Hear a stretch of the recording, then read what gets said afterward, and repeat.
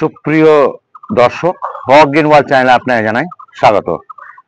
Thumbnail এবং title থেকে বুঝতে পেরেছেন কোন গাছের ভিডিও করছি। হ্যাঁ বন্ধুরা, আজকে কোনো বিশেষ গাছটাতে ফুল নেই অথচ ভিডিও করছি। মানে আপনারা জানেন, যারা পুরাতন বাগানি বা যারা একটু অভিজ্ঞতা আছে, যে আমাদের এই ফেব্রুয়ারি মার্চ মাস খুবই একটা গুরুত্বপূর্ণ মাস। কারণ ইতিমধ্যে আমাদের শীতের ফুল প্রায় শেষের দিকে, আর কামিং সামারের ফুলগুলোকে গাছগুলোকে তৈরি করার জন্য প্রত্যেকটা গাছকে আমাদের যেগুলো প্রয়োজন পড়বে আর কি রিপোর্টিং করতে হবে। এখন রিপোর্টিং করলেও না করলেও কিছু ফুল পাওয়া যাবে, কিন্তু আপনি যদি কাঙ্ক্ষিত রেজাল্ট চান, প্রচুর পরিমাণে ফুল পেতে চান, তাহলে অবশ্যই আপনাকে রিপোর্টিং করতে হবে। গাছের শাখা পোশাখা বাড়াতে হবে, একটা হার্ড পুরিং করতে হয়, শাখা পোশাখা বাড়ে, প্রচুর পরিমাণে ফুল হয়। রিপোর্টিং না করলে রুট বন্ড হয়ে গাছ ঠিক মতন বাড়তে পারে না, ফলে ফুল হয় না বা ফলও হবে না, যে গাছে ফল হওয়ার ব্যাপার আছে। তো সত্যি কথা বলতে আমার প্রায় 80% গাছ রিপোর্টিং হয়ে গেছে। আমি আপনাদের দেখাবো। এই গাছটি হচ্ছে টেকোমা। টেকোমা অনেক ধরনের হয়, এই টেকোমাও আপনারা দেখেছেন। ফুল নেই বলে বুঝতে পারছেন না, তো আগামীতে অবশ্যই ফুল দেখবেন। যারা সাবস্ক্রাইব করেন সাবস্ক্রাইব করে রাখুন। আজকের ভিডিওটা একটুখানি বড় হবে, ধৈর্য ধরে দেখুন, কারণ রিপোর্টিং করার পরে আমাদের দুটো বিষয় আলোচনা করব।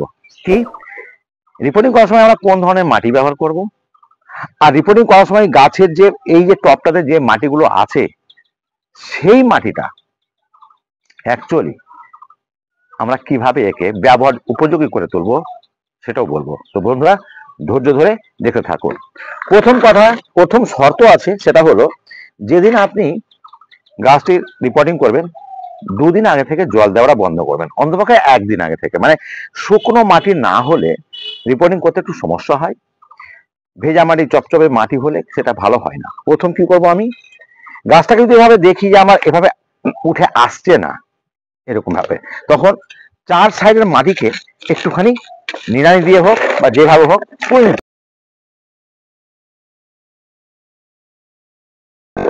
দেখতে থাকুন। এই 4 সাইড থেকে আমি মাটিটা তুলে নেওয়ার চেষ্টা করছি। হ্যাঁ, এবার কিন্তু চলে আসছে। তাহলে এবার আমরা এটাকে সাবধানে, এই যে দেখতেই পাচ্ছেন, আমি এটাকে আলতো করে এখানে রাখছি, আর এখানে খোলম কুচিটা রাখতে হবে, আর কিছু চিপস দেওয়া আছে। এই মাটিটাকে আমি এই সাইডে দিলাম। আচ্ছা, টপটা এখানে থাকলো। এই মাটিটাকে একটু আমি সরিয়ে রাখছি এদিকে। এবার এখান থেকে যে আমরা বালি নুড়ি পাথর দিয়েছি, সেটাকে আগে একটু আলাদা করে নিয়ে নিলাম, কারণ হচ্ছে এটা কাজে লাগবে। কিভাবে, এটাকে আমি একটুখানি টেনে, কারণ এটা 5 নুড়ি পাথর আছে এইটাতে, এটাকে আমি চট করে চেড়ে নিচ্ছি। কারণ এইভাবে যদি আমি চালনা দিয়ে 1 mm চালনা দিয়ে চেড়ে নিই, বালিটা নিচের দিকে পড়ে যাবে, কিছু শেকড় থাকবে অল্প বিস্তর, হাত দিয়ে বেছে দিলাম, ফেলে দিলাম। পাথরটিকে আমি, এটাকে আমি এখানে রেখে দিই, এটা কাজে লাগবে। আচ্ছা, এবার বালিটিকেও আমি আলাদা করে দিলাম। এটা বোধহয় দেখতে পাচ্ছেন না আপনারা, এইদিকে থাকুক। বরঞ্চ এটাকে আমি তৈরি করে নিচ্ছি। বাইরে ছাতলা পরে বর্ষাকালে একটু আমি পরিষ্কার করে নিচ্ছি। খোলম কুচি যেটা আছে, খোলম কুচি অবশ্যই দিতে হবে। খোলম কুচির চারপাশে যে নুড়ি পাথর পেয়েছিলাম, সেই নুড়ি পাথরটা এই যে দিলাম। এই নুড়ি পাথর দিলে কি হয়, খোলম কুচিটা সহজে এদিক ওদিক সরে যায় না।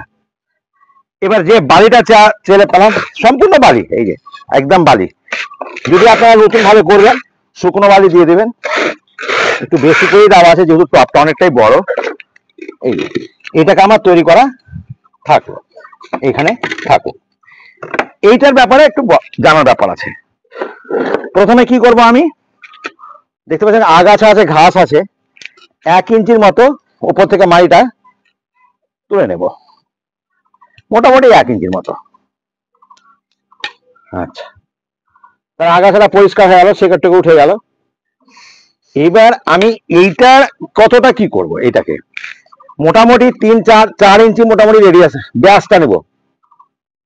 ডায়াগ্রামটা হবে 3 ইঞ্চি বা খুব বেশি হলে 4 ইঞ্চি, আর হাইটটাও কিন্তু 3 ইঞ্চি বেশি নেব না। কি করব আমি, মাটিগুলোকে এক্সট্রা এভাবে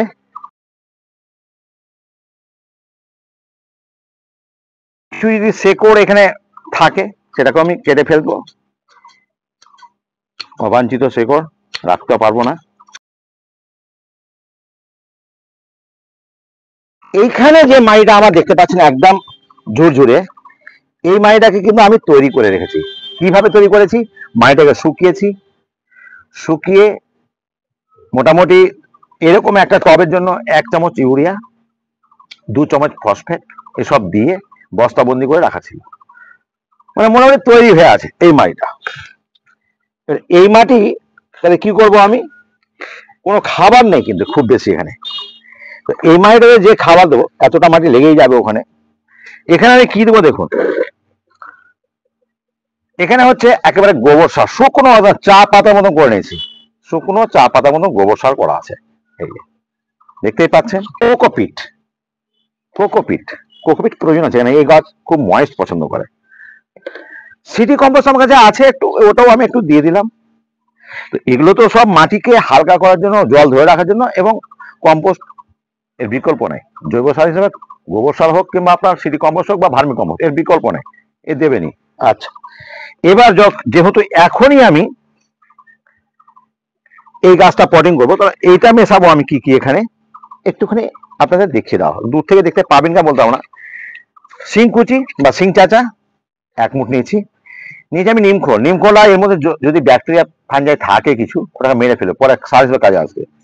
নিয়েছি আমি বোন ডাস্ট, আর 2 চামচ নিয়েছি আমি সর্ষে খোল, থাকলে নেবেন না, কোনো ব্যাপার না। এই এখান থেকে আমি 1/2 চামচের মতো নিমখোল তো দিয়েছি, ট্রাইকোডার্মা ভিরিডিটাও দিয়ে দিলাম অতিরিক্ত সতর্কতার জন্য। ওকে, এবার আমি এটাকে মিশিয়ে দিলাম।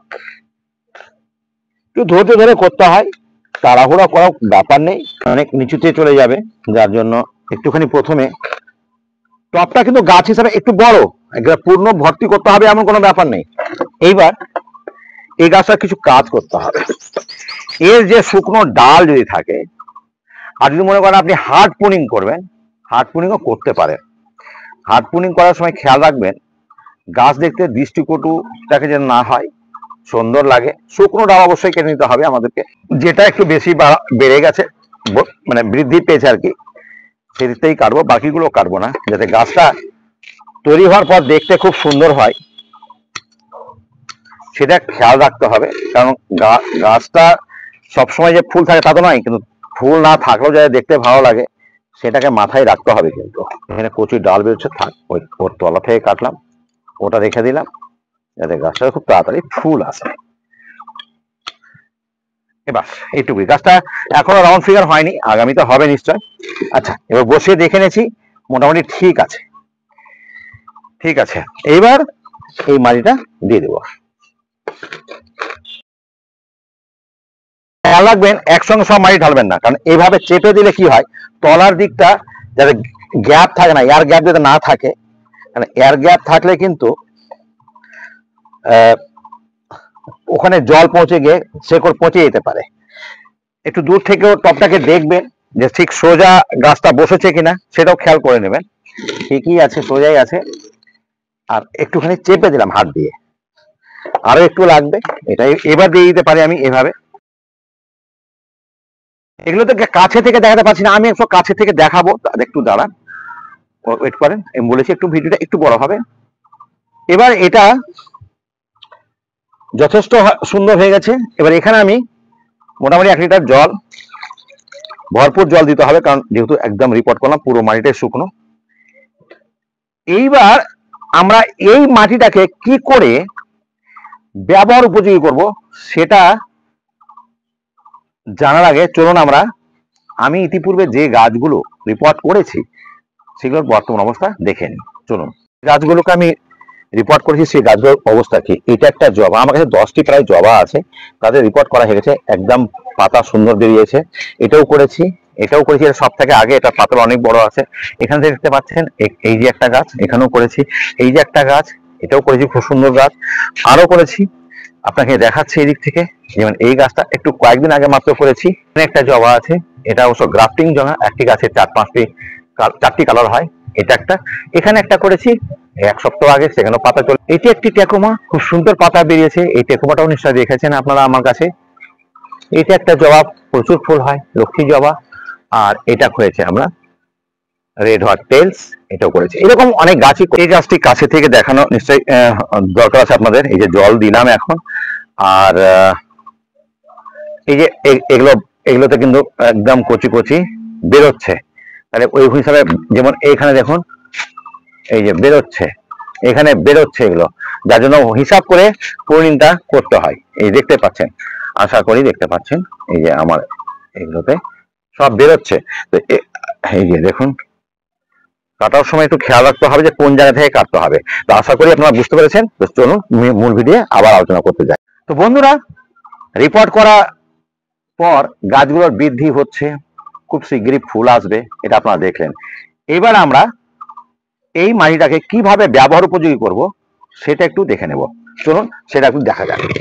এটা সরিয়ে দিলাম, এটারও আমার প্রয়োজন নেই। এবার এই মাটিটিকে নিয়ে আমাকে কাজ করতে হবে। আমি হাতের কাছে টেনে নিচ্ছি।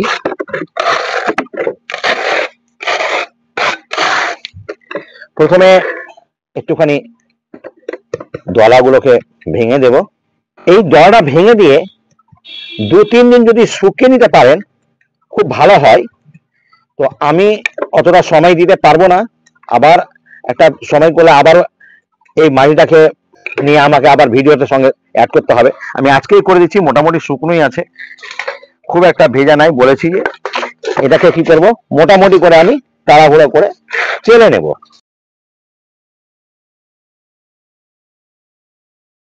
তো বন্ধুরা দেখতেই পাচ্ছেন, আমি মাটিটাকে চেলে নিলাম।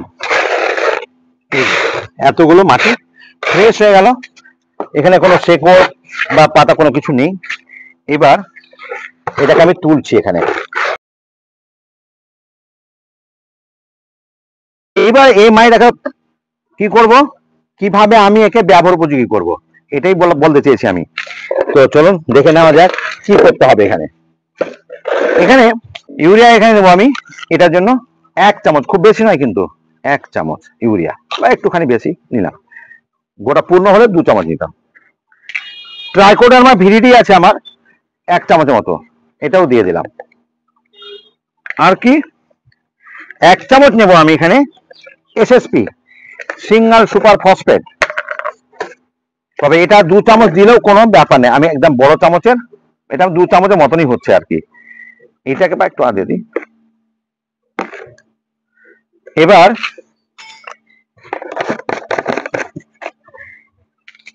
এটাকে, মাটিতে প্রাণ কিন্তু কম আছে, কারণ একটু মাটি নাড়লেই আপনি বুঝতে পারবেন, বাগানি হলে নিশ্চয়ই বুঝতে পেরেছেন, এর মধ্যে খুবই ঝুরঝুরে ভাব, কেউ কারো গায়ে লেগে নাই, কারণ এর থেকে পুষ্টি সংগ্রহ করেছে গাছ। একে আবার ব্যবহার উপযোগী করতে হবে। এটাকে এই অবস্থায় রোদে শুকিয়ে নিলে খুবই ভালো হয়। রোদে শুকিয়ে নেওয়ার পর আমি এটা দেখাচ্ছি কিভাবে করবেন। এরকম বস্তাতে এই মাটিকে রোদ শুকানোর পর, কিন্তু আমি এটা রোদ শুকাবো, মানে জাস্ট দেখাবার জন্য বলছি। এইটাকে এইভাবে একদম ভালো করে মুখটাকে বন্ধ করে একদম এটাকে রেখে দিতে হবে। কতদিন রাখবো এটাকে, ন্যূনতম 15 দিন। 15 দিনে খুব একটা ভালো কাজ হয় না, তবে ব্যবহার করা যেতেই পারে, কারণ কেমিক্যাল ফার্টিলাইজারের কার্যকরী মেয়াদ হচ্ছে 15 দিন। সর্বোচ্চ যদি আপনি 3 মাস রাখতে পারেন, এই মাটি একেবারে অমৃতের মতো কাজ করবে, গাছের সমস্ত পুষ্টি ফিরে আসবে এই মাটিতে। তাহলে আজকে আপনাদের আমি বোঝাতে পারলাম রিপোর্টিং করার পদ্ধতি, এবং রিপোর্ট করার পর যে মাটিটা পাবো আমরা ওই গাছটির, সেই গাছের মাটিটাকে কিভাবে আমি 15-20 দিন পর অথবা 3 মাসের মধ্যে কিভাবে ব্যবহার উপযোগী করব সেটা আশা করি বুঝতে পেরেছেন। তো ইতিমধ্যে এই গাছটির জল সমস্ত শুকিয়ে গেছে। এই গাছটিকে কিন্তু সরাসরি আমরা রোদে রাখবো না, 1 সপ্তাহ থেকে 10 দিন শেডি এলাকা, আমার তো এখানে দেখতে পাচ্ছেন আমার শেড আছে, আর এমনিতে বাইরে রাখি, কারণ এই গাছ, যে গাছ সমস্ত গাছ ফুল দেয় তারা কিন্তু রোদ পছন্দ করে। তো তারপরে 10 দিন পরে আমি এটা রাখবো। নিশ্চয়ই এই গাছে যখন ফুল আসবে আপনাদের সামনে উপস্থাপনা করব। আর সেই ভিডিও দেখতে হলে বন্ধুরা, যারা ফেসবুক থেকে দেখবেন ফলো করবেন, যারা ইউটিউব থেকে দেখবেন একটুখানি সাবস্ক্রাইব করবেন। আজ এখানে শেষ করছি, পরবর্তীতে কোনো নতুন ভিডিও নিয়ে আপনাদের সামনে হাজির হব। ভালো থাকবেন, সুস্থ থাকবেন, ধন্যবাদ।